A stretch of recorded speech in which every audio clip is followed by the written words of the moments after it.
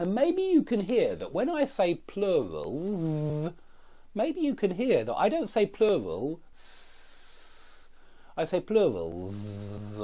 Yeah, plurals. Which is telling you, it's giving you some information about that letter there.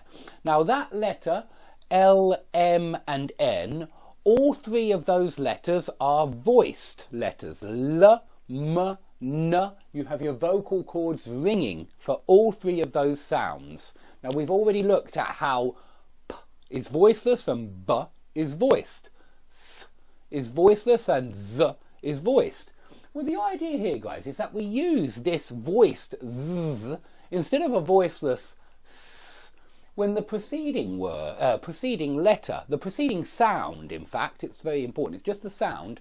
When the preceding sound is voiced, that S becomes a voiced Z. And that's why we say plurals, plurals. It's also why we say, you know, any word that ends in a N or a M. Let's think of one. Comb, combs, combs. Yeah, I'm talking about that one with the silent B. Yeah, that I needed to use this morning, but and tried. I really did, but it didn't work very well. But if you have one comb, two combs. So even though we write it with an S, we pronounce it with a Z. Combs, combs. And the same if you're using it as a verb, because you can actually use it as a verb, meaning to search somewhere thoroughly. Yeah, the police combed the forest for evidence, clues. Yeah, and if you say, you know, the policeman combs the forest every weekend, sounds a bit strange, but certainly it would be a Z sound. Okay, so this is for verbs. Yeah, notice I say verbs, verbs. B is voiced, so I need to give it a Z and not a S.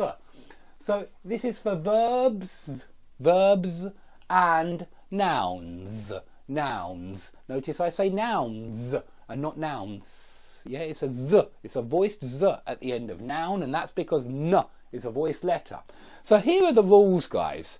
1, 2 and 3. Not much to learn, I'm glad to say. After vowels and voiced consonants like L, M and N, cones, yeah, nouns, verbs. After vowels and voiced consonants, use a Z sound.